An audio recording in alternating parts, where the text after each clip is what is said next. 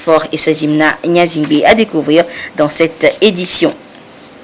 Et puis, coup de sifflet final pour les luttes et valas en pays Kabylie ce samedi pour cette année 2018. Le chef de l'État, Fort Nyazingbe, présent dans la causa depuis le début de ces rites, a assisté aux dernières empoignades dans les cantons de Somdina, Lassa et Tchare.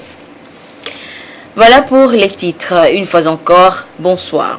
Lancé le 25 juin dernier, le MIFA, mécanisme incitatif de financement agricole, vient d'obtenir un premier crédit pour le groupement de producteurs de riz de Tanyamboul dans la préfecture de Dangpen. Le chèque a été remis aux responsables du groupement lors d'une cérémonie présidée par le président de la République, Fort Sozimna Nyazingbe. D'abord, nous vous proposons les images de l'arrivée du chef de l'État sur place.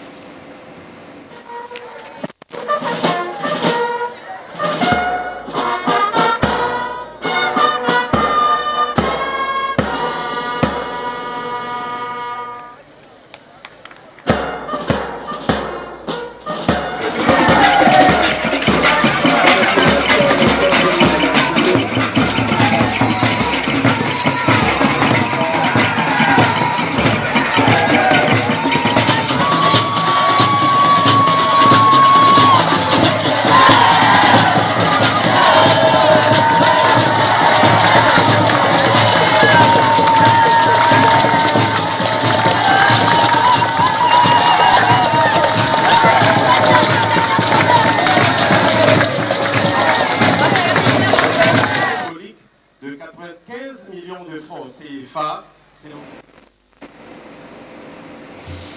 95 millions de francs CFA. C'est le montant de ce tout premier crédit qui va au groupement de producteurs de riz de Tanyamboul. Un geste de la SOGEMEF, Société Générale de Micro et Mésofinance, pour accroître ainsi la production risicole dans la localité. Les précisions avec Chazen Baga. Une rizière à perte de vue, 300 hectares plus exactement. Le président de la République, Fort Sozimna Nyazingbe, foule ici la zone d'aménagement agricole planifiée de Tanyamboul dans la préfecture de Dangpen. Plus de 100 exploitants agricoles, dont 27 femmes de 7 villages environnants, y travaillent chaque année. Regroupés en coopérative, ces riziculteurs sont les premiers à bénéficier de crédits agricoles obtenus grâce au MIFA, mécanisme incitatif de financement agricole qui matérialise la volonté du chef de l'État de transformer en profondeur l'agriculture togolaise en la modernisant. Le montant alloué s'élève à 95 500 000 francs CFA. Il est octroyé par la SOGEMEF, Société Générale de Micro et de Mésofinance, sur une ligne de crédit de l'ANPJF, Agence nationale de promotion et de garantie des financements des PME-PMI. Quand on a été sollicité par le groupement de Tanyamboul, cela rentrait dans le cadre de nos activités, nous n'avons pas hésité du tout. Et un partenaire financier avec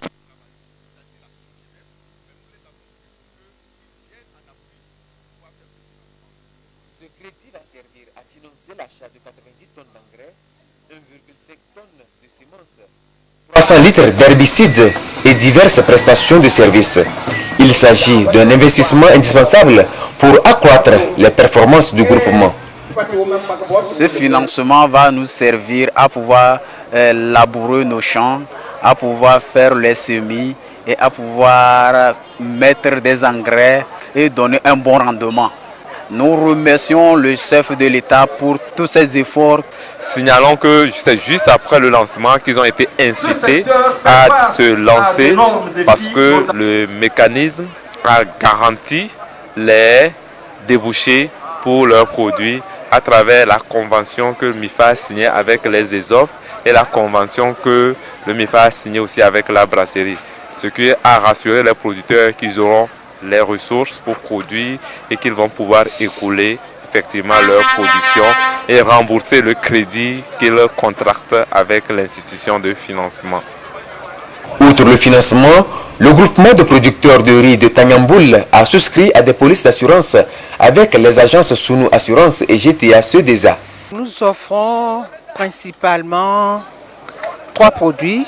Il y a l'assurance qu'on appelle individuel accident, qui couvre un capital décès un capital invalidité et des frais médicaux. L'assurance santé, qui est le deuxième produit, et qui couvre les frais de santé des agriculteurs, et l'assurance aussi contre la sécheresse qui va être mise en place bientôt, couvre les dommages contre la sécheresse. Avec le MIFA, le Togo est sur le point de passer d'une agriculture de subsistance à une agriculture de marché qui crée des emplois et de la richesse. Le producteur devient un professionnel avec une orientation business. Voilà pourquoi le ministre de l'Agriculture a salué cette vision novatrice du chef de l'État en faveur du monde rural. C'est pour permettre au secteur agricole de jouer véritablement son rôle de moteur de l'économie nationale que vous avez, Excellence, Monsieur le Président de la République, engagé de profondes mutations du secteur avec l'élaboration et l'adoption par le gouvernement sous vos orientations du programme national de développement qui retient en son axe 2 la transformation des produits agricoles à travers la mise en place des agropoles sur l'ensemble du territoire national. Ce nouveau cap que vous venez de donner au secteur agricole vise à mieux organiser et mieux structurer les filières. L'autre temps fort de cette cérémonie est la remise des motos aux conseillers d'exploitation agricole de Tanyamboul. Elles vont leur servir dans leur déplacement dans le processus d'identification des bénéficiaires sur les 7 sites pilotes du MIFA. Pour le moment, 3 filières sont concernées par le MIFA. Il s'agit des filières maïs, manioc et riz. Et le riz, mais également d'autres productions locales ont été exposées à la foire de Kara organisée durant les luttes Evala. Et à ce rendez-vous, le ministère de l'Agriculture justement a eu une journée particulière pour permettre aux producteurs surtout de découvrir les dispositifs mis en place par le gouvernement à leur bénéfice. Le compte rendu avec la marque Bojona. Journée du ministère de l'Agriculture, de l'Élevage et de la Pêche à la foire Evala 2018. La rencontre a permis aux premiers responsables du département de l'agriculture d'échanger avec les exposants, les producteurs et transformateurs agricoles sur les acquis et résultats du PNIASA, de donner les nouveaux piliers et perspectives de PNIASA, le programme de développement des agropoles et le mécanisme incitatif de financement de l'agriculture MIFA. Nous avons discuté des agropoles et Acropac qui sera mis au niveau de Bourko. Et partant de ça, on a parlé des PNIASA, des PADAT, des projets financiers et avec le MIFA. Système MIFA, ils nous ont parlé de comment les financiers sont avec nous. Nous allons faire nos plans d'affaires. C'est à base de ces plans d'affaires qu'on va nous appuyer. La rencontre d'aujourd'hui nous a permis à découvrir beaucoup de choses. Par exemple, on a parlé de la chaîne de valeur. L'ambassadeur d'Égypte au Togo, présent à cette rencontre, a fait un bref exposé sur la ferme agricole moderne égypto-togolaise d'Abatian Fameta, une ferme mise en œuvre dans le cadre de la coopération Sud-Sud. C'était inauguré en novembre 2017 et depuis ça nous avons travaillé et maintenant nous sommes très fiers de dire que les résultats ils sont commencés et nous avons ici des semences de blé, le blé égyptien, le blé togolais. Nous avons aussi des semences de maïs égyptien, maïs togolais et le travail va continuer, mais juste c'est pour partager cette information. Le ministre de l'Agriculture, de l'Élevage et de la Pêche a, au cours de cette rencontre, attiré l'attention des producteurs sur les agropoles et le MIFA. Pour l'année 2017, le secteur agricole n'a bénéficié que de 0,2% des crédits mobilisés par toutes les banques nationales. Mais malgré ce faible taux de financement, le secteur agricole a contribué à environ à 40% à la formation du PIB national. C'est énorme.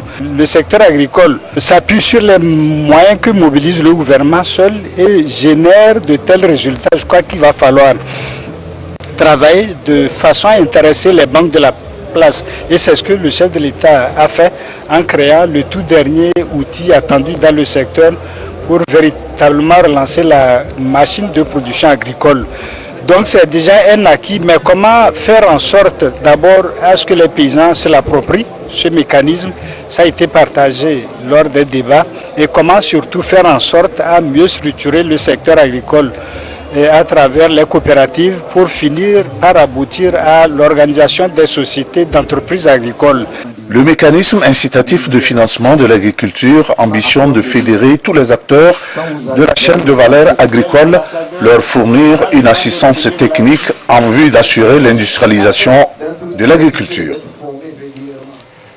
Et parlons des produits du terroir, l'Agence nationale pour la sécurité alimentaire du Togo, ANSAT, a acheté des tonnes de maïs ce vendredi dans le canton d'Asrama et à Notché. L'achat est évalué à 6 400 000 francs CFA et c'est un offre de soulagement pour les producteurs, en particulier ceux du canton d'Asrama qui ont reçu pour la première fois la visite de la délégation de l'ANSAT dans leur localité. Dodo Wari. 40 tonnes de maïs acquises pour accroître le stock sécuritaire de l'État.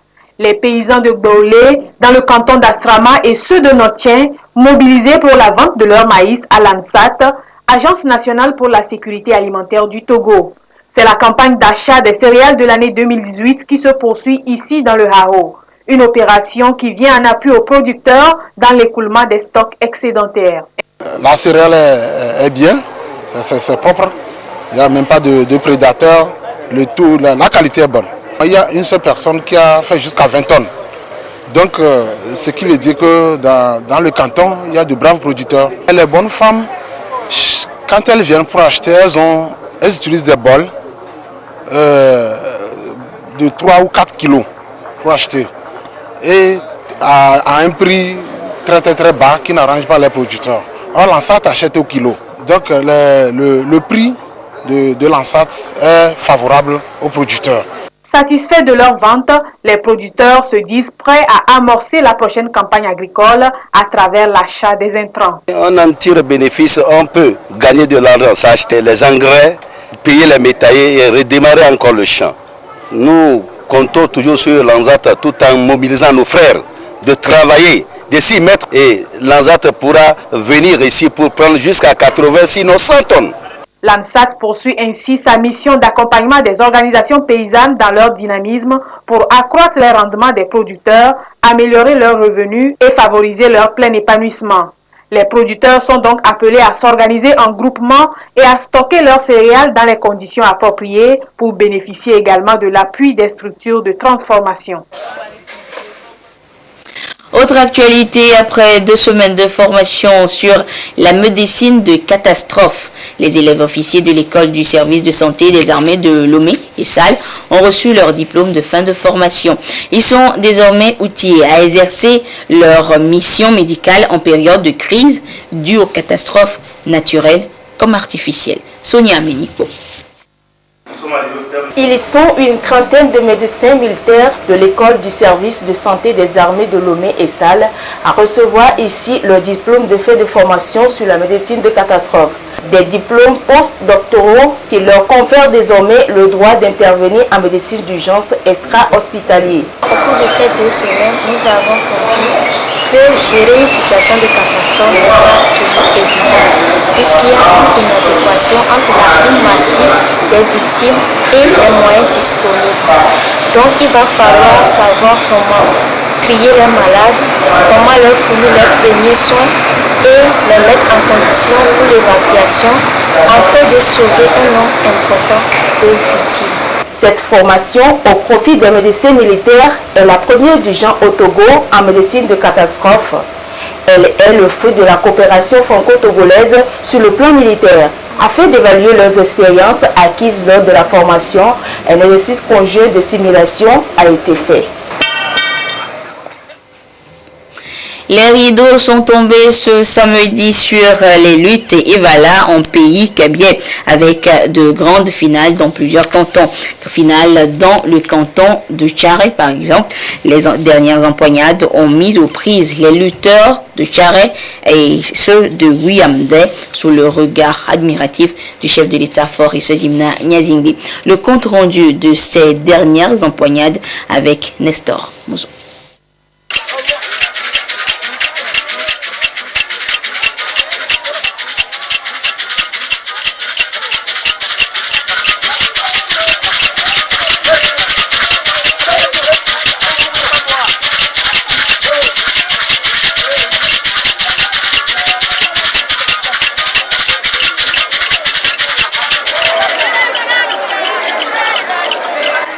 Le premier pôle d'attraction de ce dernier jour de lutte est le terrain du centre médico-social de Tchare. Tchare et Wiamde sont les deux villages qui composent le canton de Tchare, les Evala de Tchare en rouge et ceux de Wiamde en blanc.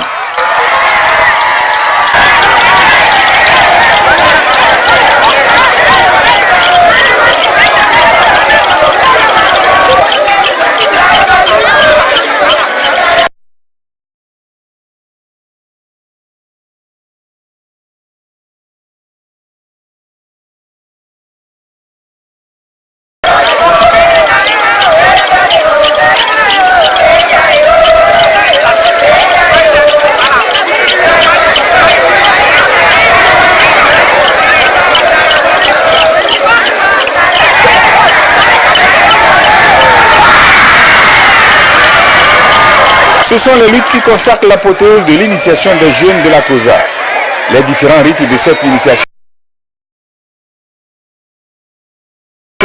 constituent une école de vie qui fait des jeunes kabyais des modèles dans la communauté. Le respect de la hiérarchie, l'humilité, la solidarité, le courage et le don de soi au profit de la communauté. Ce sont les valeurs parmi tant d'autres qui leur sont apprises.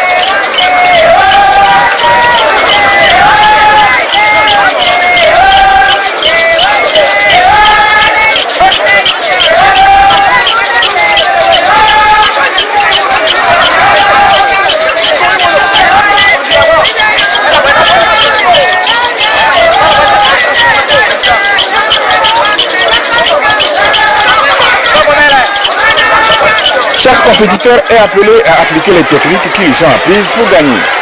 Les empoignades à Tchare ont été chaudes et à la fin, c'est Wiamde qui a emporté la victoire sur Tchare par 16 points à 12.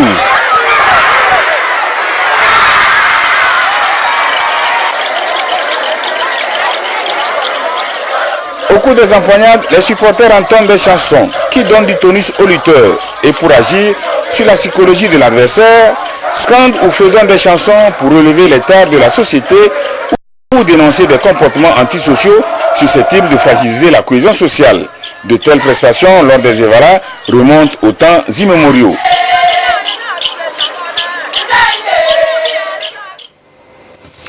Et les luttes Evala en pays kabyais ont connu leur apothéose également ce matin du côté du canton de Somdina.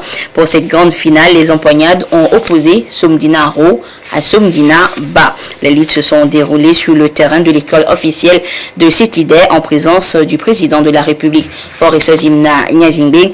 Et il faudra noter qu'au décompte final, ce sont les Evala de Somdina Haut qui ont pris le dessus. Le compte rendu avec Tiazenam Baga.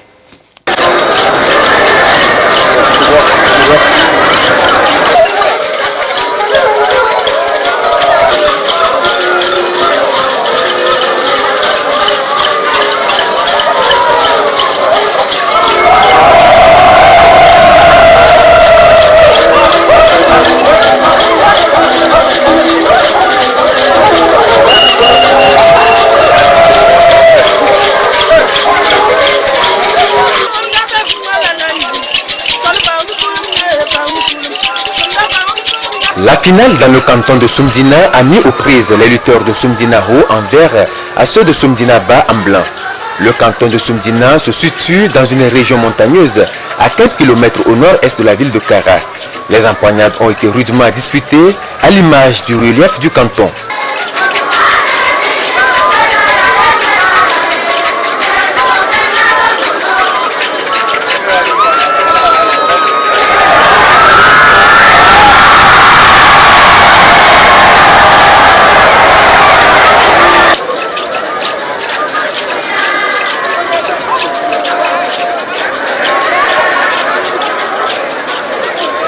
Outre les épreuves de lutte, où il est appelé à démontrer sa force et son endurance, le lutteur doit démontrer aussi qu'il est un homme exemplaire dans la société, respectueux des aînés et des coutumes, un patriote prêt à défendre sa communauté et sa nation si les circonstances l'exigent.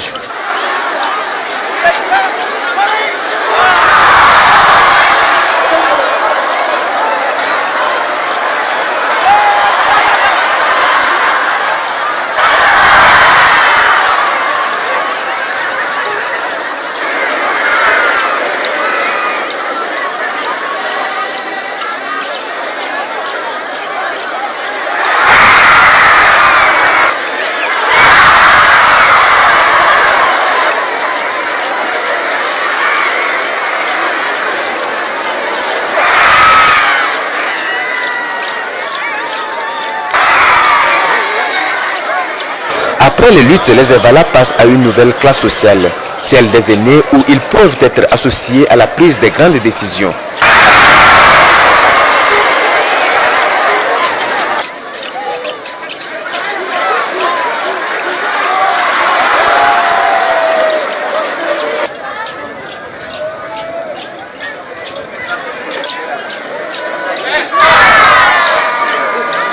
Au décompte final, les lutteurs de Soumdina Haut ont été les meilleurs.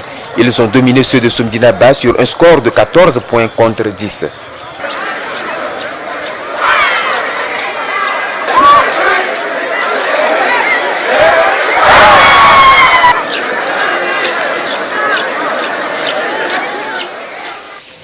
Et le président de la République a également assisté aux dernières empoignades du côté du canton de Lassa. Et pour cette finale, Lassa Bas était face à Lassaro, une rencontre donc remportée par les lutteurs de Lassaro sur un score de 23 points contre 22. Nous vous proposerons dans le courant de cette édition les temps forts de cette finale des luttes Evala dans le canton de Lassa. Ce 14 juillet, la France est en fête. Les Français célèbrent la fête nationale de leur pays et à Lomé, la tradition a été respectée à la résidence de l'ambassadeur de France au Togo. Le compte rendu avec Yves Aguilvivier.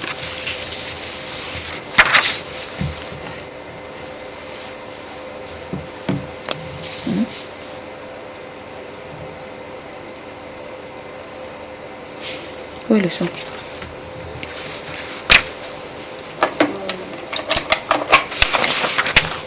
On prend quoi? Deuxième étape, tu viens à Takpamé.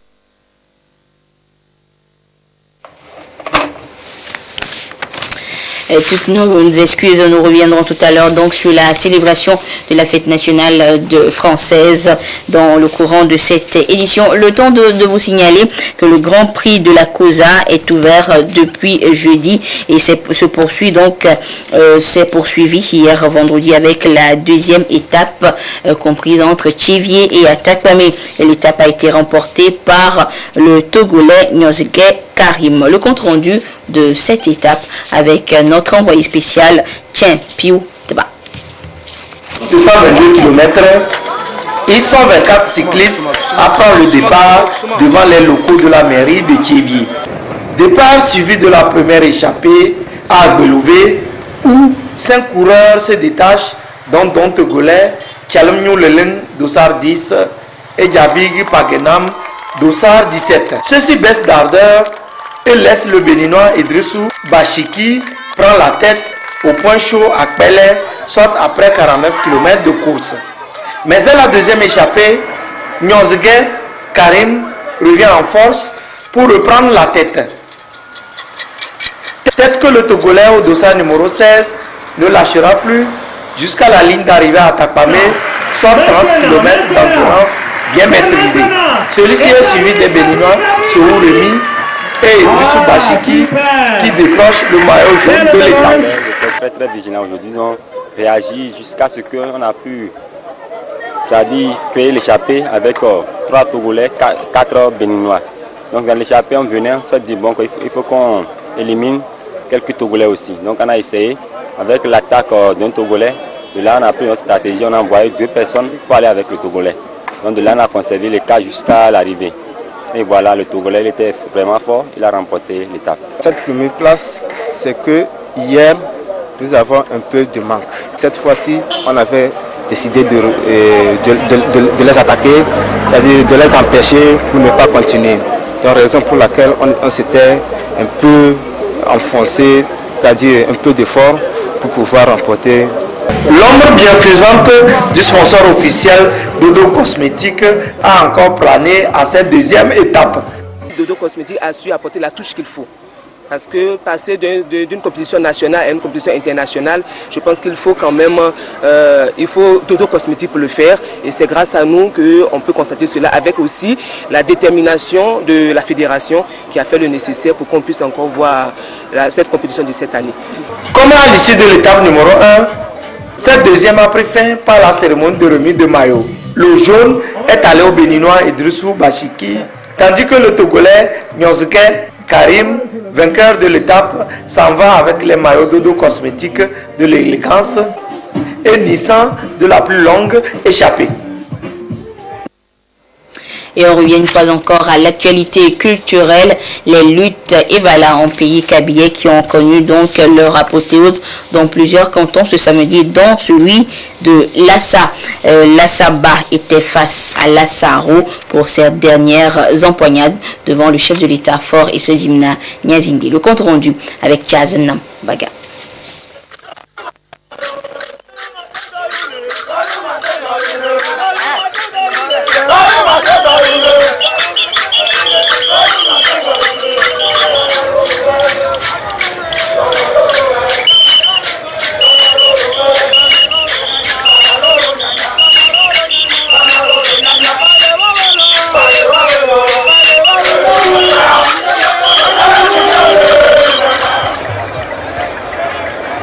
Comme à l'accoutumée, c'est la finale dans le canton de Lassa qui clôture la semaine des luttes Evala en pays kabyle. Pour cette ultime face-à-face, les lutteurs de Lassaro ici en blanc étaient aux prises avec ceux de Lassaba en rouge.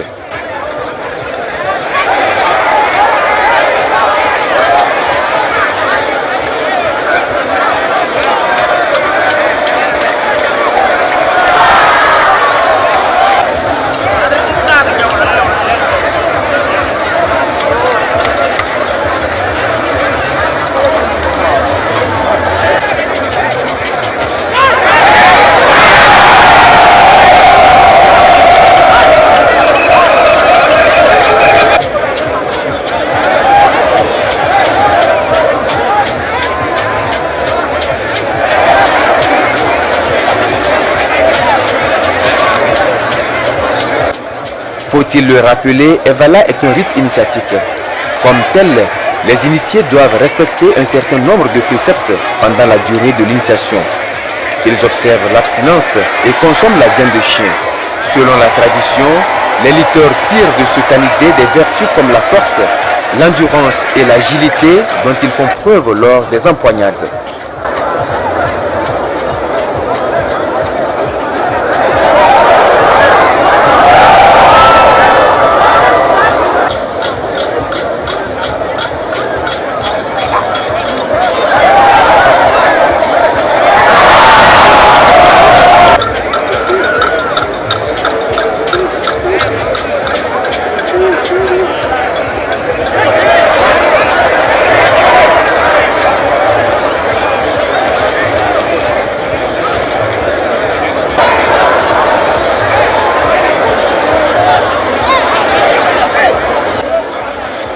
Evala, c'est une épreuve physique. Parfois, les empoignades paraissent rudes. Elles ne traduisent que la volonté et la détermination des lutteurs à obtenir la victoire pour leur communauté. Cependant, l'esprit fraternel prend vite le dessus, quel que soit le vainqueur.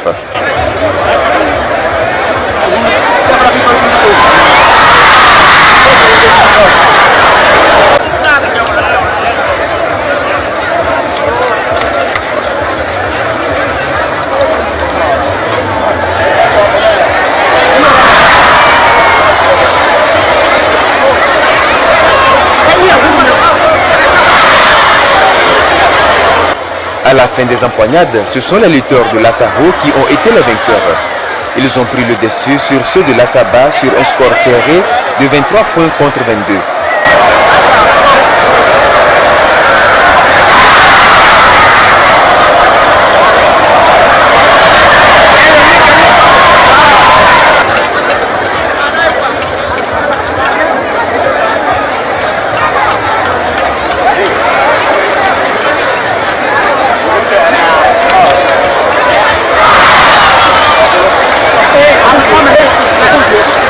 Avec cette finale dans le canton de Lassa, Evala 2018 rentre dans l'histoire. Elle aura créé une nouvelle classe d'âge avec ses membres qui se connaissent, se respectent, s'entraident dans la vie, appelés à contribuer au développement de leur localité et partant de tout le pays.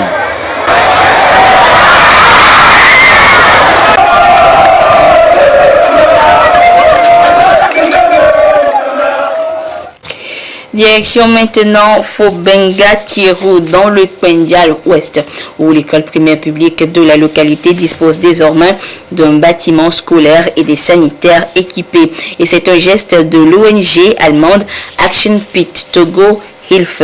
Et la réception du bâtiment s'est déroulée cette semaine en présence de l'ambassadeur d'Allemagne au Togo. Le compte rendu sur place avec la correspondance de Désiré Aloy. Un bâtiment scolaire de 3 classes équipé de tables-bancs, un bureau et magasin, non loin des sanitaires, le tout flambant neuf à l'EPP de Fobenga Tirou dans la préfecture de Pendjal Ouest. Résultat d'une étude prospective de l'ambassade d'Allemagne au Togo. L'œuvre est à mettre à l'actif de l'ONG Action Pit Togo Hilfe.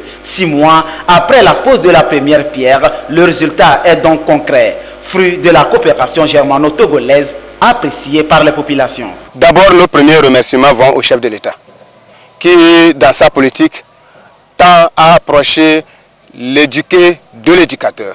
Et donc, il met tout en œuvre par la coopération pour qu'il y ait des infrastructures.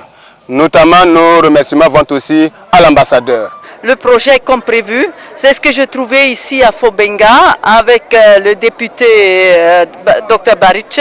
Et donc je suis vraiment très contente. Aussi la rapidité, ça n'a pas traîné. On a vraiment vite réalisé la construction pour qu'à la rentrée, les élèves déjà puissent en profiter. Le premier essai était bon, donc il n'y a aucune raison d'abandonner.